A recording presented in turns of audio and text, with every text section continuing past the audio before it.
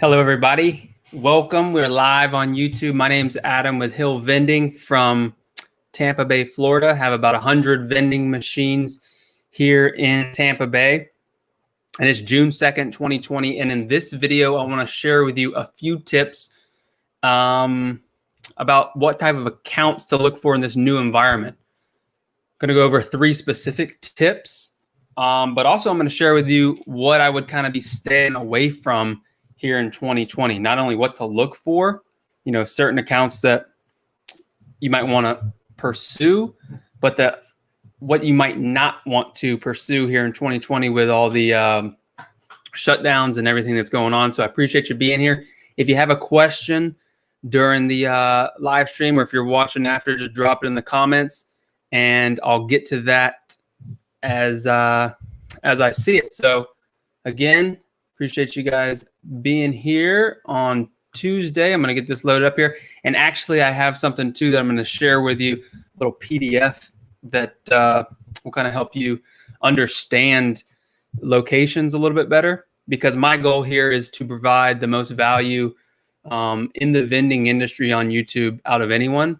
So that's what I want to do. I want to provide value and some resources. So again, 2020 is crazy, right? Everything that's going on. But for vending business, this is about vending. We're going to talk about vending machine business.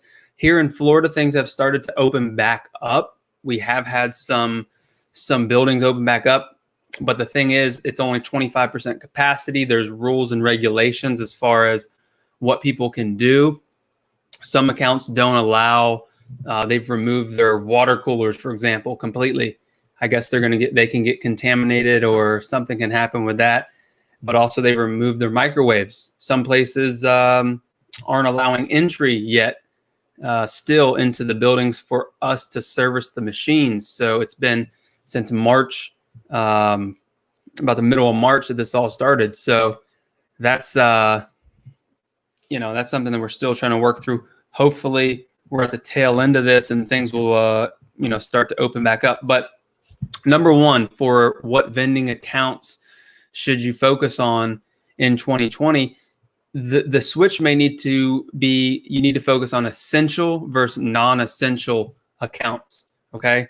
And industries that have been disrupted by this whole virus, this whole shutdown, specifically the office building space, the retail office space could be destroyed. So if you're looking to buy a route that has office space in it, you might look at a lot of restructuring going on, a lot of scaling back. I know here, in Tampa Bay, I know people who they're going back, but they're only going back at half capacity. So, an account that had 500 workers could be cut in half. So if you're buying a location that had 2019 numbers, you might not get the right valuation. So that's the first thing, is focusing on accounts that are essential versus non-essential. Okay. The travel industry is hit hard here in Florida. The hotels being shut down. The busiest time of the year is when this all happened for the hotels and resorts here on the beach in Florida. So the vending operators in those accounts got absolutely hammered. So let's see. What's up, Tyrone in the house? Hello. Andre, looking to buy my first vending route tomorrow. Thanks for all the information. Awesome. Good luck. Hope everything works out on that. So number one is essential versus non-essential businesses. Now, what are some examples of that? Medical. What are things that people have to have and they can't work from home and do? If people are going to go out and buy a car, you could use Carvana, the car vending machine, but most of the time you have to go to the dealership. So as long as people are still buying cars, car dealerships might be something to take a look at. Medical facilities, even though you can't get access to some of those right now, medical facilities aren't going to go anywhere as long as, humans need medical help. So that's something to look into. Manufacturing, things that have to be made and manufactured and that aren't being replaced by robots. You can check into those. So manufacturing, car dealerships, medical facilities, check those kind of accounts that are essential businesses. Now, number two is something that's going to affect things here in 2020 is getting access to the account, to the machines, I mean. So let's say you have a car dealership and it's a great account, but the machines aren't allowed access. So the employees can't get in, or the people who are not the residents, but the customers aren't allowed to use the machines. So there's a number of variables. So number two, the factor where it might have been wide open before all this happened, the access to the machines, the actual access to use the machines may be changing, and they may not allow as many people, as much foot traffic to get in front of those machines, which is going to affect your sales, obviously, and it's going to lower your sales. So that's number two. If you're just joining, we're going over some things that you need to look out for in 2020 for vending accounts, because the landscape has changed. If you're buying a route, Andre, if you're buying a route based on 2019 numbers, you might be in for a world of hurt, okay? Can't rely on numbers from 2019 in this post-COVID world, in this post-COVID environment. So number one is focus on essential, not non-essential businesses, okay? And number two is access. What kind of access is that foot traffic? Obviously, the better, the more foot traffic, the better. But what kind of access is that? Are they going to now move the machines into a secure facility that part of the break room that's not allowed to be accessed by as many people? That's number two.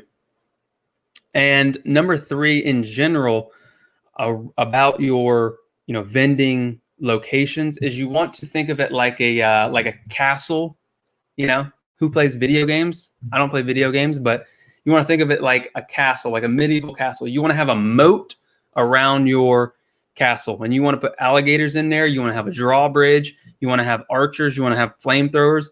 You want to have a moat around your account so it's not easy for competitors to come in and try and take your account. Because as these good locations become the focus of a lot more people, with the less business and less opportunity, more people are going to focus on the smaller, are going to focus on the good accounts. So you want to have a moat. Now, moat, what kind of moat could you have?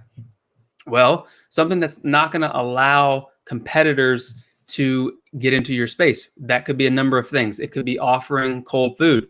I'm not a huge fan of offering cold food because the majority of time, unless the number of people at the account is really high, it's not going to get used as much. But you might have to do that now. You might have to change some things up.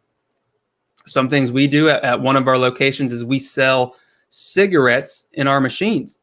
So we sell cigarettes through our machines. That's a moat. Not everybody wants to get their tobacco license. Not everybody wants to deal with that. So you might have to focus on providing, different options, doing a coffee service where you might not have wanted to in the past, but by providing more value to that operation, you're making that castle more secure.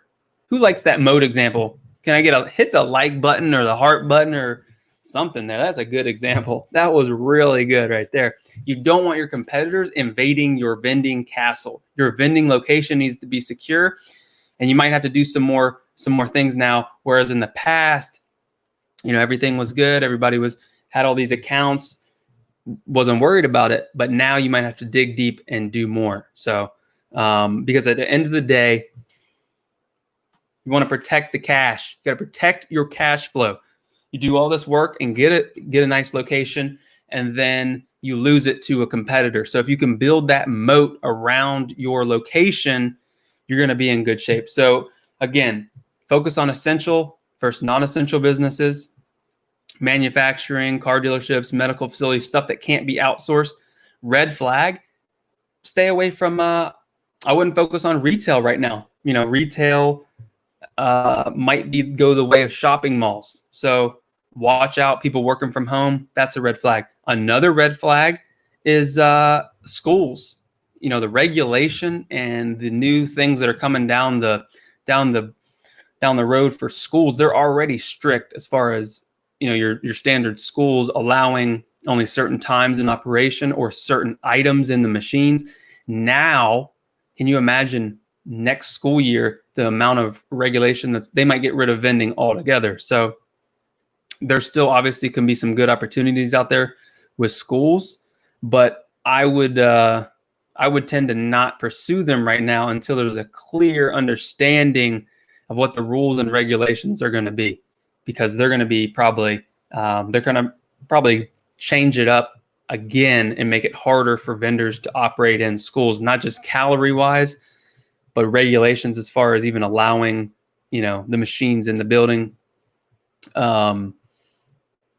I think there could possibly be, they could require vending machines to now have, instead of selling sanitizer, having UV light in there to sanitize the products, which I think wouldn't be, might be a new change, might be a futuristic change to vending machines. In the bin, there's a UV light that sanitizes the product. I don't know. Maybe they're going to make that a new requirement at schools, even though it's not even available right now. So, again, essential versus non-essential. Access. Are your customers be able to have access to your machines? And 3 is having a moat around your business and offering more to protect your account, because you want to protect your account. Now that brings me to something people ask and they say, well, what's a good location? How do I know if it's a good location? So in this changing environment, you have to take a look at something here. You have to take a look at what I call the prospect pyramid. Now, the prospect pyramid here, this is what I would say you need to understand. The most important thing to understand about vending is right here on this chart. Okay, as you can see, whoa, hold on, wrong thing. There we go. As you can see right here, the danger zone. This danger zone is where the majority of people get trapped in. They get trapped in the danger zone with this low foot traffic, low monthly sales, low value machines. Okay. Most people get caught in that zone and they buy machines and they lose money in the vending industry. Again, my goal is for you guys not to lose money in your vending business. So when you're looking at locations, you need to use some sort of way, and this is the Hill Vending Prospect Pyramid, but you have to use some sort of way to qualify, to identify, qualify, and close your account. And if you're not checking out these zones and understanding that every place that wants a vending machine is not profitable, that's important to understand. Okay, you need to understand that every location is not profitable. So back to the prospect pyramid here, you have your danger zone. That's low foot traffic. You need to focus on the low zone, medium zone, or high zone. And just starting out, if you're just starting out, the low to medium zone is where you're going to want to be. Okay. And I've got the stats there, and I'll do a separate live stream on that. But again, understanding that the dynamic has changed here in 2020, that the locations are changing, and that you have to focus on quality accounts now. Okay. Now, finally, and I'll get to some comments here. If you guys have any questions or comments, leave them in the chat there, and I'll get to them. The final thing I would like to say is, if you are looking to buy locations, because right now soliciting can be hard because you can't even get into locations to service them. Some locations, or people are afraid to let you in. Buying vending locations can be a great opportunity. And I know a number of people who have got started in vending by buying vending routes. Okay. But if you don't understand that prospect pyramid that I showed, if you don't understand the machines that you're buying, if you don't understand how to provide great service, it can be a bad investment. The whole business can be a bad investment. So what I would focus on What I would focus on is understanding what the current landscape of the route that you're buying is, not on what it was. Okay? Because here in 2020, you might not even have a clear picture until the fall of what it's going to go back to, of what it's actually going to be. So a little bit of warning and a little bit of advice. If you're buying locations, build in the fact of the unknown right now, that you don't know what's coming down the line. So keep that in mind. And let's see, let's get to some questions here. But yeah, you want to pay less for routes right now. You don't want to overpay.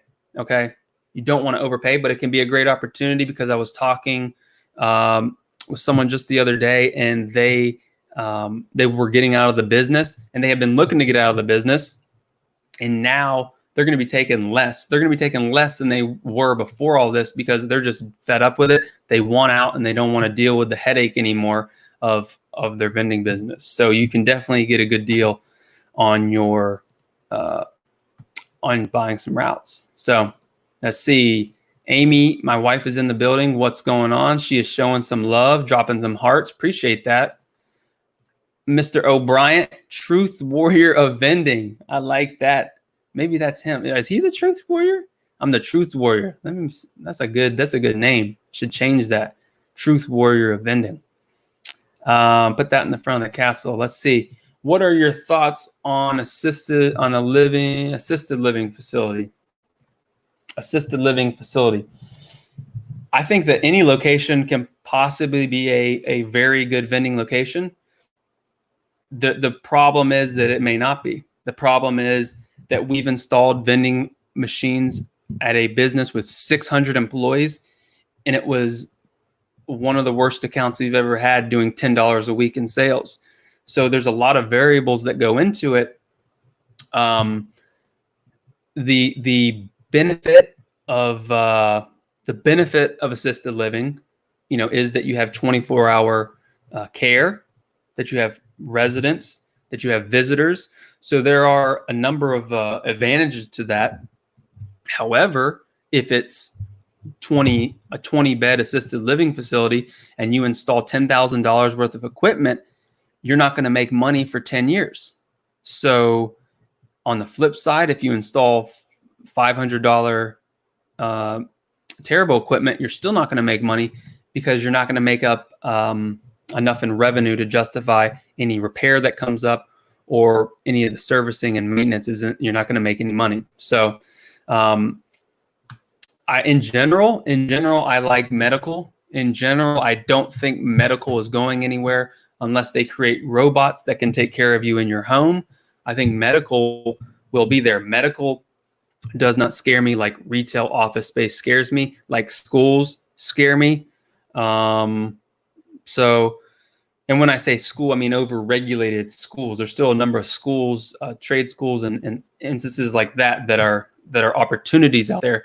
Just the public regulated schools are the ones that worry me a little bit. So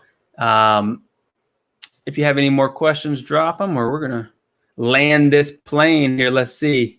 Mr. O'Brien, you're my man. Well, appreciate that. Appreciate that, Mike. Appreciate that. And yeah, so again, best accounts in 2020. What should you look for? Those are some tips to look out for. If you have any other questions, or you'd like to see another video, a different topic video, you can always comment and leave that in the chat. I'm going to be announcing this a little bit later this week, so you guys will be the first one to hear it right here. Our full vending course, where I go over business setup, I go over locations, I go over machines to buy, I go over how to provide great service, I go over repairs, is coming out this month. It's coming out this month. I think it's probably the most valuable like real world vending course that you can get, just because it's based on 6 years and a lot of money spent figuring it out. So if you're interested, that'll be coming out. Just keep an eye on that. And let's see, Mike in the comments here. I am the truth warrior. That's where you go. He was saying you are the truth warrior. Let's see, Stephen Flanagan. What is your opinion? Is the reasons people wish to get out of vending business, seeing the rest offer for sale? So, good question. The reason I think in general people get out of vending is they don't understand the prospect pyramid that we talked about earlier. They get in with cheap machines. They get in with so many different brands of machines. They don't know how to provide great service. They don't know where to get repairs. They don't know how to take care of their route. There's a lot of variables in the vending business. And while it is simple, it is a simple business. It's not easy. It is simple to put a Snicker bar in a machine and pull out cash, but it's all the other things that go into it that lead to whether you're going to be successful. Now, as far as why now are people looking to sell their route? Well, what I think is people were always looking to get out, but even now the pressure's on because they're just fed up with, they weren't making any money, or they may not have been making money, but they're trying to get out before it completely goes down and they lose their investment. So the problem is, again, if I'm advising anybody on buying a location, is you don't know what you're buying. You don't have a way of knowing. You don't have a clear picture of what that account is going to return to. So while there's a lot on the market, be skeptical. Use those tips that I talked about as far as, is this essential? Is this business that they have on their route, is it going to be operational in the fall if round 2 COVID-20 comes out? Are they going to be shut back down? And the second key with that, when you're buying a location, is look at the machines, understand the machines. There's a lot that goes into a vending route, not just sales. It's a benefit of vending that they are mobile. So if you buy quality machines and it doesn't work out of the account, you can move them to a profitable account. It's not like you have a piece of real estate that you can't move.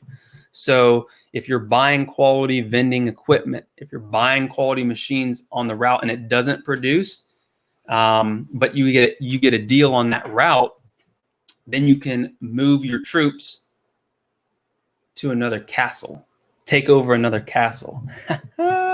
We got some video games going on. I wish I played video. I need to play video games. Let's see. This guy is selling his route for $1,700. An assisted living building, has a snack soda machine in there. He said it's making 40 to 7. So you'd have to know what type of machines are they? What type of machines are they? Because and is that total $40 to $70 a week? There's a lot that goes into it, which is why this full course, there's a lot that goes into it. You got to know pricing. You have to know commissions. You have to know, is there a contract? You have to know all these different questions. In our location guide that we do, we have a phone checklist with 16 different questions that you want to ask and find out. Do they have credit card readers? How can you add value and increase the sales to the account? What type of product are they selling? Are they selling cans or bottles? There's a lot of questions. And I learned this the hard way. I bought the wrong accounts. Okay. If he's selling for $1,700, and let's say, is it per machine or per week total? So if it's doing 70 times 52, $3,600 a year. He's selling 50-cent canned sodas. Does he have Vendo 721 and an AMS 5 wide? That machine value you would make money on the buy. Does he have already credit card readers? There's a lot of variables. So if you're interested, Andre, email me, Adam@Hill Vending. I can work with you. I'll help you. Can save some money there on that. They were doing it wrong before it got bad. Now they definitely want out. You got that right. If you don't have, you know what, Mike just nailed it on the head. Mike just nailed it on the head. It took the hammer and hit the nail on the head. Pressure burst pipes. Okay. The pressure's on, and if they didn't have their system down and it wasn't tight, okay, the pipe is bursting. So they're looking to get out right now. They're looking to get cash. They need cash for their personal life, to pay rent. People have to pay rent. People have to pay their bills. Okay. And they're looking to offload their account. So just like Andre was saying right here, an account that does $3,000 a year and he wants 1,700 on the face of it. We wouldn't do that because Hill Vending has a separate, tier where we're at. We're at a different level. Not everybody's, at that level full time doing vending. I understand that. But you want to make sure if you are getting into it, you're not throwing good money after bad. So, but yeah, no, I appreciate the chat. If you guys do need help, again, you can check out the ebook, hillvending.com. We go over, kind of the way we use hillvending.com. Look at that ticker. Like a showbiz right now. You can follow us on Instagram at Hill Vending Services, trying to post some content there. So let's get that back down there. We have, like I said, we have our ebook. You can check that out. If you like what you're seeing, you can check out our location guide. And again, coming out this month's our full course. There's so much that goes into vending, guys. If you're gonna buy a $1,700 route, it would make 10 times more sense to pay me $1,000 or someone like me. Don't find me, find someone else who knows what they're talking about, to pay $1,000 to learn so you don't lose all that money. So find someone in your area that's really successful. Tell them you'll give them $1,000 to teach you what you know.